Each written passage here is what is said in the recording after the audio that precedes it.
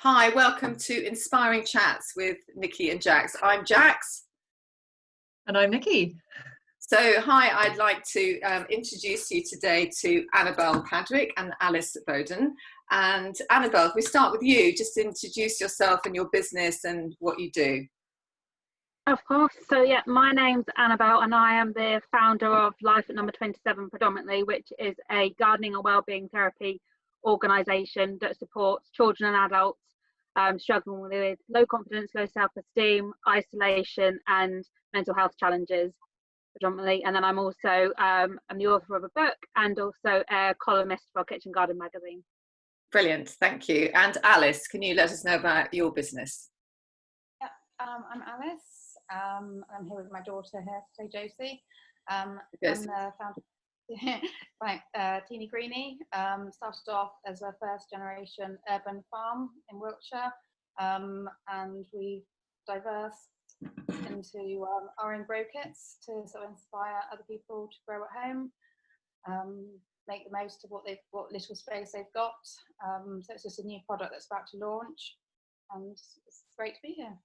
Brilliant. Yeah, well, really great to have you. Yeah, lovely to have you both here. So, Annabelle, tell me just a little bit about what inspired you to get into gardening. So I got into it, really got into it, I suppose, because I got into it in my 20s, which I think is not normal probably. But I used to love growing my own stuff as a child and then dropped it as a teenager. But went through a whole series of my own mental health struggled to get the right support through my GP, because I had a big mental dip when in my early 20s. I went to my GP and they offered me tablets, which I didn't want to take, and the only other alternative therapy at the time was group CBT therapy through the NHS, and for me that wasn't the right thing. It wasn't. I tried it, didn't work, so that was all I was offered at the time. And so I thought once I'd come out of through my recovery, which was massively through growing my own food. That's what made the massive difference for me. And I also had a year's psychotherapy privately, and the culmination of those seemed to work wonders for me and seemed to sort of really fix it, but also deal with all the nitty gritty stuff that I had to deal with and face that had happened throughout my past, whether that was anxiety, abusive relationships, all sorts of different things. It was going back and getting underneath all of that. And that's when I then decided, what if I can create a series of programs that I was never offered by my GP throughout the years that wasn't available, and make it available to other people like me. Nice. That's amazing. Sounds really good. Sounds like you managed to use being outside and growing things and getting out there and all the benefits that you get from gardening to sort of help you grow yourself. Exactly. I think I really struggled with my confidence, always had done. And it was that thing of actually with the seeds, I tried so many other things and they didn't work. But with the seeds, it seemed to work because they look like nothing when you sow a seed. Even just having it on your hand, it really looks like nothing to most people. And all of a sudden you sow that in a little pot of sort of some soil and give it some water. And all of a sudden you can watch it grow before your eyes. And that's why I always call it magic every single time, because it just grows and then it grows into something big, whether it's a giant pumpkin or whether it's carrots or whether it's tomatoes. It grows into this thing that you can eat and be really proud of, but you've watched it grow. And that was the thing I got addicted by, was that whole process, which then made me think, well, what if I give myself the same love and nurture that I've given that seed? What can happen? What can I achieve? What can I become? So that's where I just got addicted to sewing stuff, but also seeing what I was capable of doing if I just kept pushing it and seeing what would happen. And that's lovely, sort of connecting the two of like how you're nurturing plants and everything, and then how you can put that towards yourself as well. I love that. Yeah, because we're no different really. I always think us and plants, we're very, very similar. Yeah. I might say as humans we've got slightly more complex emotions, but then I don't know, really, some plants are quite complex as well. So I think we're very similar in a lot of ways. Yeah, and talking of magic, Alice, you're growing a magic farm in a box, aren't you? So how did you get inspired to do that? Again, I've had some sort of mental health issues, and I've done a lot of NLP type work on myself, and just sort of gone along that line of looking actually, you know, the sort of magic, quantum, whatever you may call it, and inspiring other people and sharing that knowledge that I've learnt, and by bringing that into the growing of the microgreens, you know, daily we've got to look after them, we've got to look after ourselves, we give them love, we need to give ourselves love, setting intentions that what we want, and I think every day when you're doing that, you're on a daily basis, it becomes a habit. So by bringing that into this, I think it has a knock-on effect, and how we start talking, you know, we can sing to plants, we talk, they, you know, they benefit from frequencies, and I think we do the same. So you're setting a habit, and then when you're learning from that, doing that to the plants, you're starting doing that to yourself. So that's how I've sort of gotten to bring it into the kids. So you've both got that common thing where you're connecting it to how we can treat ourselves, as you know, and nature is, it's lovely. Yeah, absolutely. Mm. So can we see what you're growing, Alice? Show us your little kit. So a few things here today. These are sunflowers.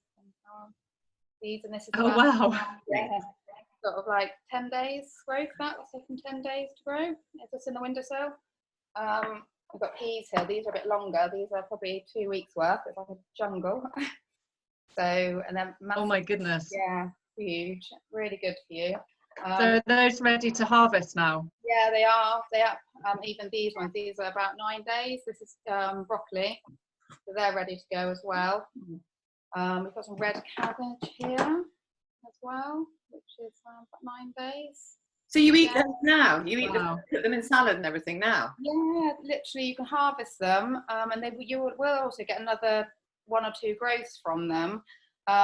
My daughter, not this one, my other one, she has them in smoothies with banana, avocado in the morning.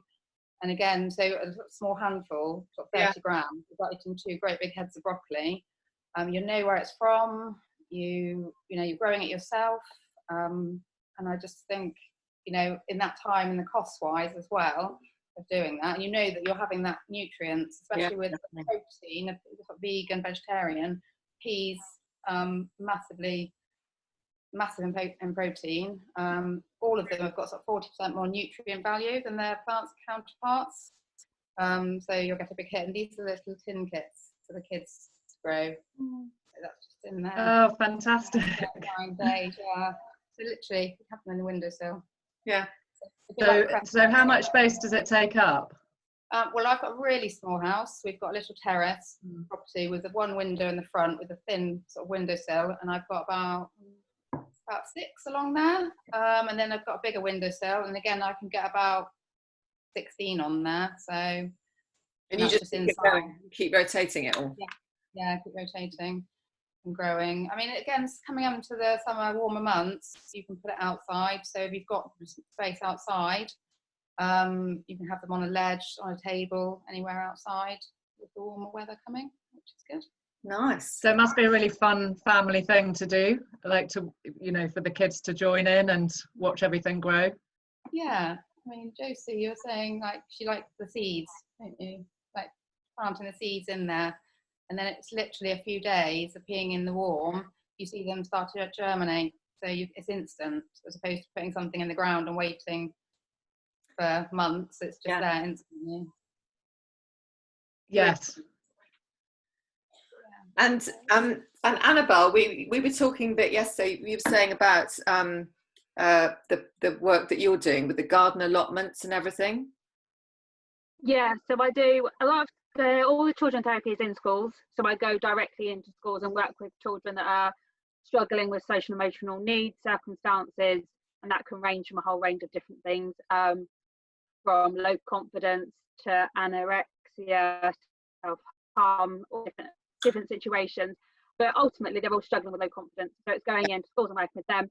And then with the adult therapy, I do it very different, because I've got the space, and so I give them their own plots of land. They're very small, so they're nowhere near the size of a full-size allotment, which can be very overwhelming, daunting.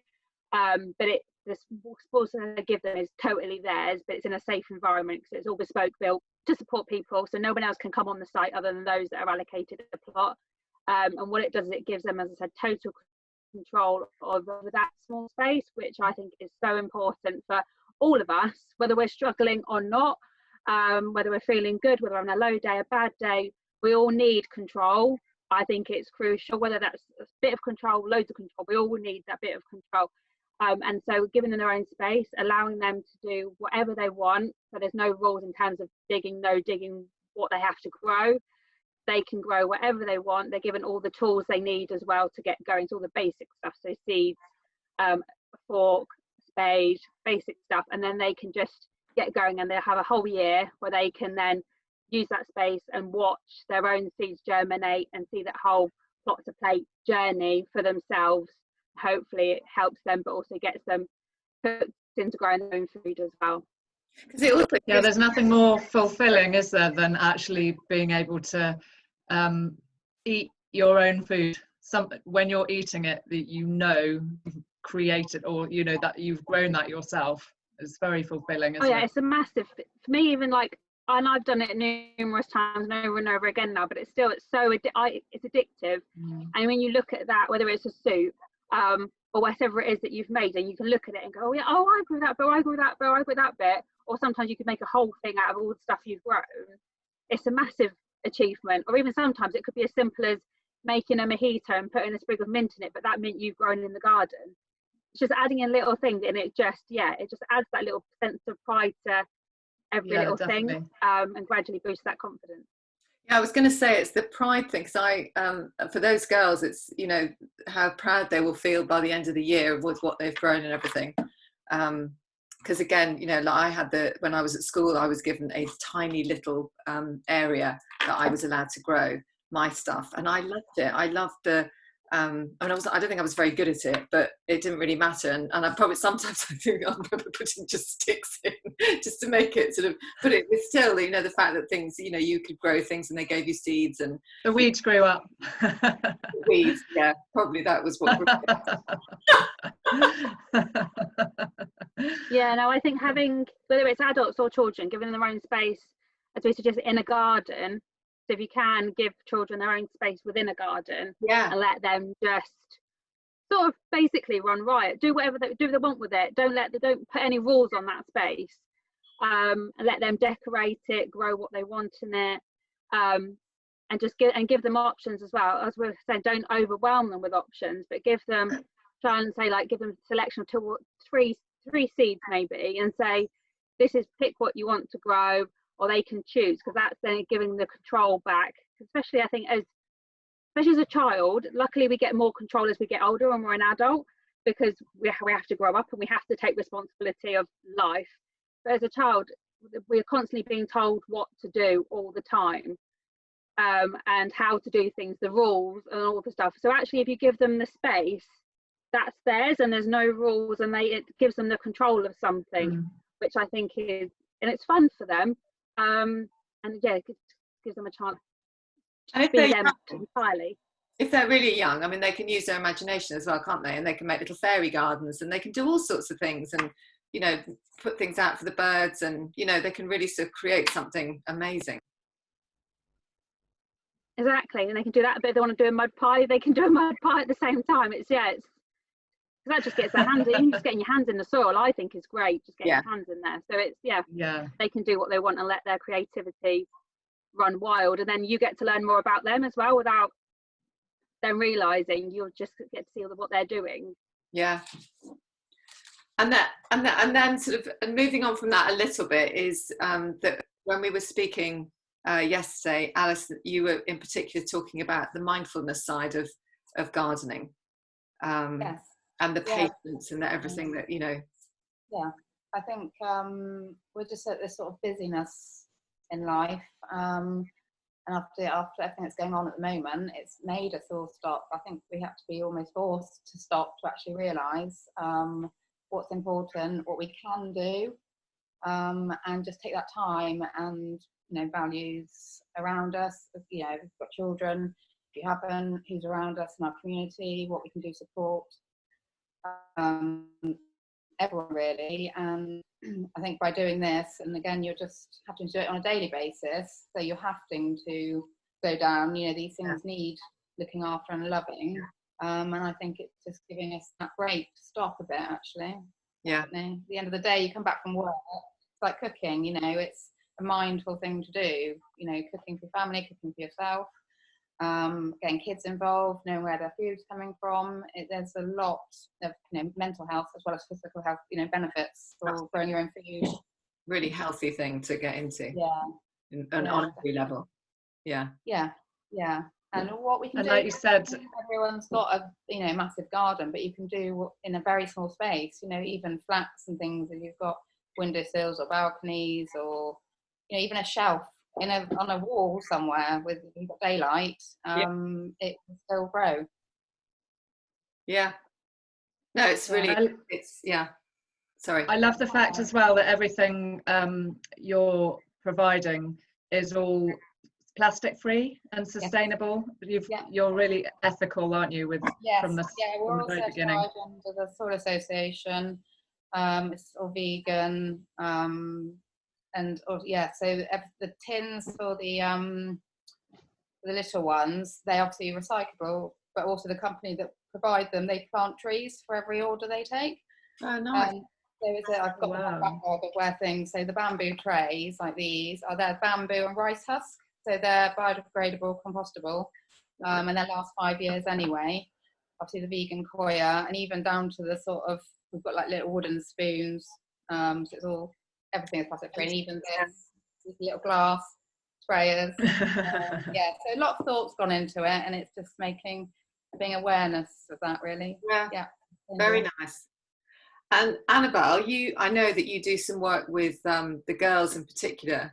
And you were talking about the lip balms and things that you were making. Can you just tell us a little bit about that?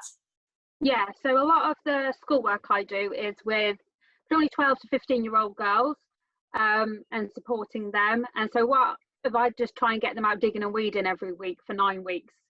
It doesn't, just their faces, especially on week 1, I think they're not keen on it, or they look at me like I'm mad, or they look at me like they're telling me to go away. And so it's trying to make it relatable, and make it fun. So what they do end up doing digging, and they get doing weeding, and they get their hands totally stuck into the soil, which is amazing, because you suddenly see a 14-year-old girl, which could be seen as very challenging behaviour, suddenly hunting for worms and naming them, which is brilliant. And I love watching that flip in front of me.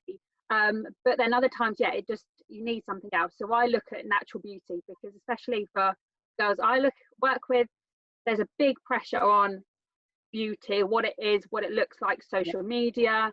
There's a lot of pressures there. So what I want to try and do is bring that to them. So we make a lot of natural beauty products. So we look at lip balms, body scrubs, calming fragrance sprays, which then appeals to them a lot more.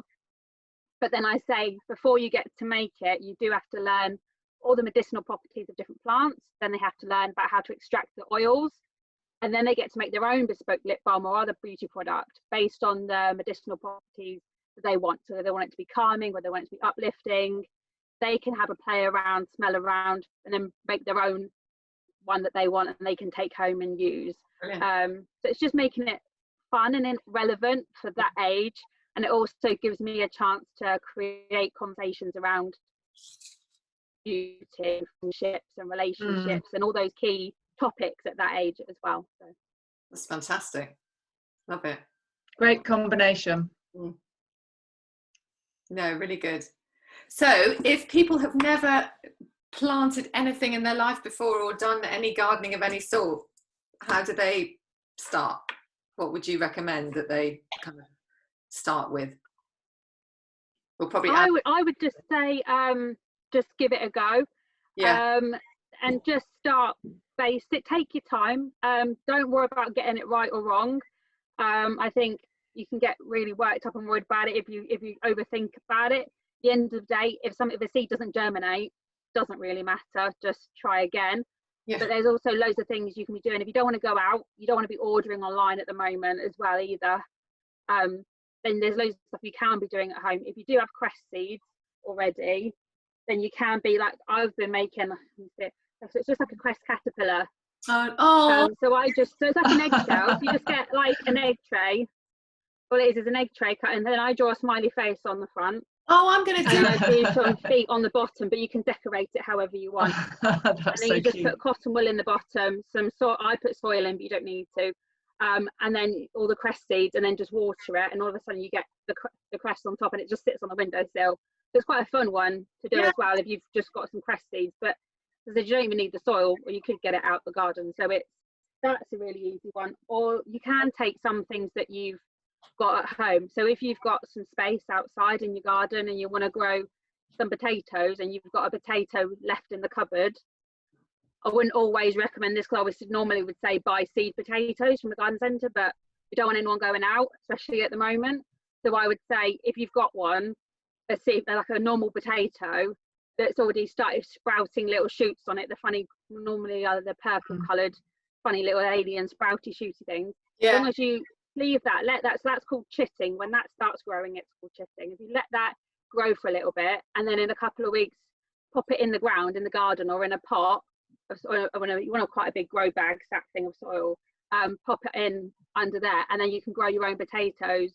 And you could do the same with garlic as well. So if you've got an old garlic, you've got a whole bulb, and you use some of the cloves, just save one of them and pop that in the ground as well, and then that will grow into some more garlic as well. So there, if you've got them, then you could just give it a go and do that as well. And there's other things like celery that you just stick the base of it. If you've used all the celery, you still got the base where you normally have all the roots, stick that in some water, and you should regrow more celery. But there's loads of different little hacks, and Alice has probably got some other amazing ideas as well.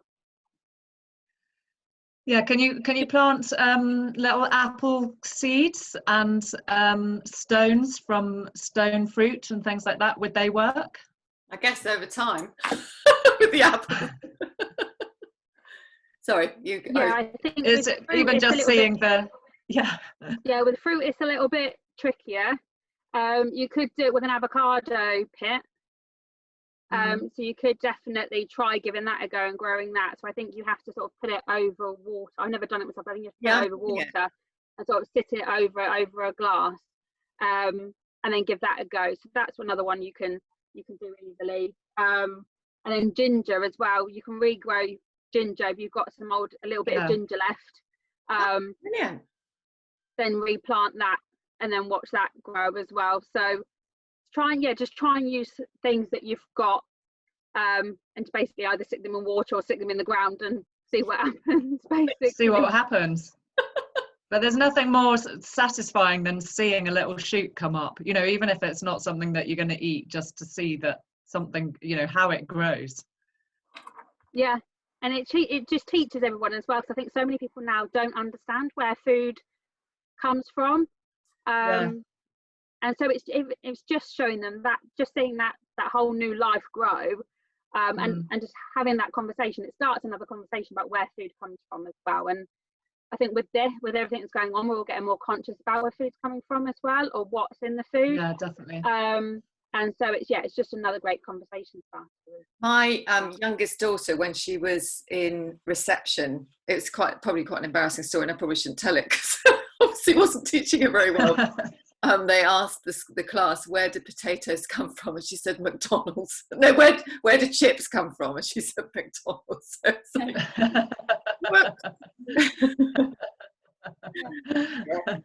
one of my finest moments. Oh, so Alice, with your little kits that you have, obviously it's a really fun thing to do with kids. Do you have adults buying them as well? Is it good for everybody? Yeah, so we've got the little kit. These are the little sort of ones, again, for sort of starter packs, gifts. We did a bit over the Christmas period, sort of, for, sort of Santa gifts and that. And then we've got the bigger, these are the sort of bigger, this is one of the magic ones here. You've sort of got 3 varieties of different ones. This one's called Mighty Mojo. It's got broccoli, coriander, rocket, pea, China rose, radish in there. So those ones have got 5 different seeds in them, and you'll get 20 grows off of that, plus you'll get another growth again. So you get 40 trays. off of those ones, and then we've got a medium one with, again, that does about 16 drays, and then you'll get some more. So it's for everyone, really. Are you still They're incredible. I think I'm going to get one. I'm going to order one now. That's what I was going to just ask very quickly. Are you still sending them out now? Can people still get? Yes, so we can still do that. We've had to sort of change a bit of what we're doing. We're looking at launching, well, I was a few weeks ago, because we had to go through all our DEFRA and Soil Association, and now we're looking at, I can directly send them. We've got a garage set up, so it's all under, regulated, gloves, everything else, kits to send out with all this going on, and then they go out by the Royal Mail or APC with the courier companies. There's a bit of a delay, obviously, with the transport at the moment, getting out, and then we're looking at bringing subscriptions of seeds in. So once you've got that, you can just keep replenishing the seeds and getting them out. So you've always got a constant supply. I know there's been some sort of rise in people getting them, but we have got really good suppliers we're linked into, so it'd be sort of constant thing. And inside all this, it's got all the nutritional value as well, of what vitamins and minerals on each of them, on our website, which is, we have got a website up, but it's also being changed, and it's all got, again, linked into mental health, physical health. All the information is available on there as well. Brilliant. That's fantastic. Annabelle, you have got a book for children. Do you want to, have you got it there? Yeah, I've got it here. So, yeah, so it's written, so it's out at the moment, it's on pre-order, so it's officially out in all shops on the 11th of June, which hopefully we'll all be allowed out to run riot by then. But at the moment, it's available to pre-order, as I said, on Amazon, predominantly. It also is on W.H. Smith's and Waterstone's websites as well. It's going to retail at $7.99, but at the moment, I think on Amazon, it's on at about £6 something. So it's an absolute bargain. But I've written it, wanted to do it differently to most gardening books and most children's gardening books. So it's written for the child. So my niece, who's 9, checked it. So the target age range is 7 to 11 predominantly. So yeah, my niece checked that she could read it. We also had loads of other children test it, basically, that they could understand it all. And then it's got loads of different exercises in it. So it's got like grow your own chips in it, so they can learn how to grow their own potatoes, but also it's got how to cook them in there as well. So they've got the whole process in there, and then you've got about edible flowers, so they can learn about which flowers they can eat and grow, and they also get to design their own pizza garden. So it's all, there's loads of different activities in there, but it's got everything you would find in an adult book, which is normally not always in children's books, but simplified and put into a children's book. Plus there's just loads of little bits where they can sort of track the growth, and just put in different and track them all and things like that. So it's just a really fun interactive book that hopefully they can make theirs, and as an adult look back on and really enjoy looking at what they put, really, and their handwriting and stuff like that. Nice. That looks absolutely wonderful. I wish I had young kids to do it with. I might have to just buy it for myself. Well, that's what I've said, is it's actually, for me, like I wrote it for my perfect book for me as a child, but actually I've said the people that actually want a book, a really simple book, but with added colouring in, it's got like a word search in it, that just like, because like colouring in is great for adults and mindfulness. I was going to say, it's quite mindful, isn't it? So yeah, if you want a grow your own book with added colouring in and puzzles and mindfulness, then it's actually a perfect book. Yeah, bit of fun. Yeah. And also you were saying that, oh sorry, go on, Jackie. No, you crack on. No, I was just saying, at the moment, I think, did you say you were helping and doing some online stuff for children too, so they can print things out and do work things? Yeah, because I want to try and do as much as I can, obviously support everybody at the moment, whether that's children and adults, but I know a lot of people are currently now having thrown into home educating, and working out, suddenly they've got their children all day and working out what on earth am I going to do with them. So I've created a load of online resources that are free to download. If people want to donate the money towards it, then that would be amazing, because it just helps me. But they're totally there, they're free. Some of them are taken from the book, others are taken from the programs I do with children. So there's activities like making the crest caterpillars, making bug hotels outside. Then there's also simple things like colouring in. So literally you can just print it off, the child can do the colouring in, but there is also questions I've dotted around the colouring in. So either they can read them or you could use them as a conversation starter. And then I've also done some more wellbeing focused sheets as well. So it's just little ways of getting to know your child, but in a way that doesn't mean you're asking them loads of questions, because they can just read the question and it's theirs, and then you can read it afterwards and see how they're thinking at the time. So yeah, they're all on the website there to download now. That's amazing. And Alice, your products and everything, a lot of it's also for adults as well, right? This isn't just for... Yes. Oh yeah. No, it is. I mean, it was a bit, it was for sort of families, anyone, adults. It's just the little ones I brought out for kids, really. And obviously looking now at bringing something in that, educational. You've got, I'm very lucky. My mother's actually a science teacher. We brought out, there's germination, photosynthesis. So we're looking at bringing those out, and again doing something along the lines of, pay what you can afford. So again, giving those resources as well as Annabelle's doing. It's just again sort of collaborations and working together, and doing what we can really at this time. Definitely, it's really, really important. I'm definitely going to check out those resources for my kids. Actually, yeah. Very good. They sound good. Good. And then was there something, a wellbeing week coming up? What does that involve? So I decided that I didn't have enough to do. So last year I set up the National Growing for Wellbeing Week, and it was basically a week where I really it helps promote what the programs that I do, but really it's all about getting everybody together, whether that's brands, retailers, families, schools, charities, all to get together and celebrate the magic, as I call it, of growing your own food and how amazing it can be and how exciting it is. So I do a resource pack every year. This year I'm trying to get it bigger and better than last year.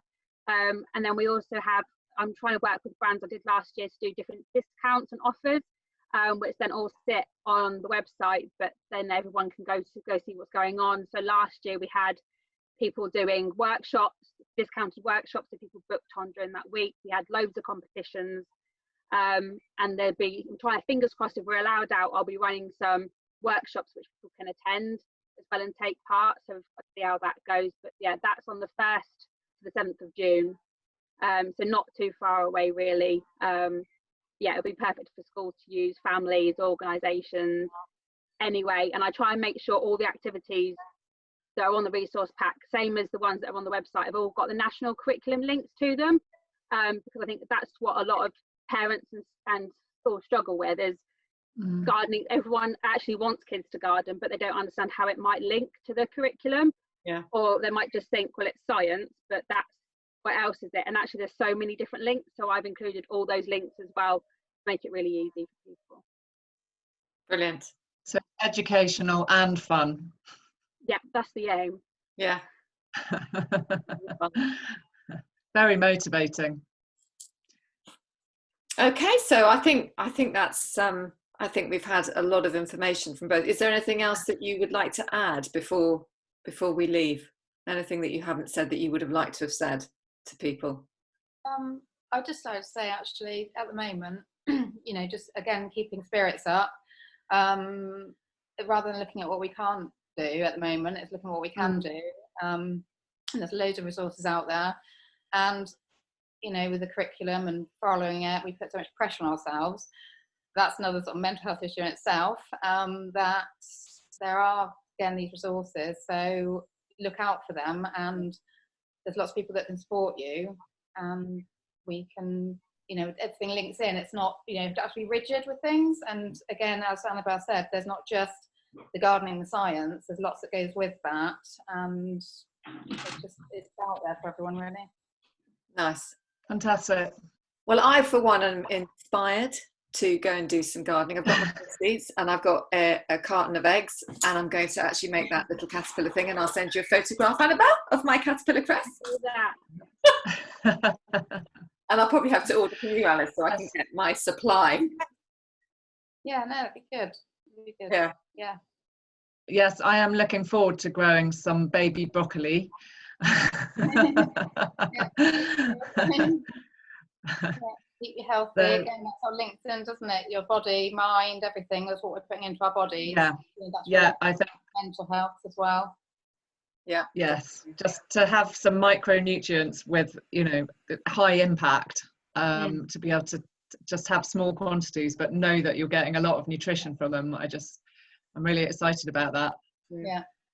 So yeah, fascinating. Thank you both very much. Yes, thank you. Thank you. All the information for your websites and everything will be with this video, so anybody that wants your information can get it. So great, and I'll share it too, because as I said, ours is just going live hopefully by the weekend, and I'll be able to put all the links and everything onto that as well, so they can find you guys.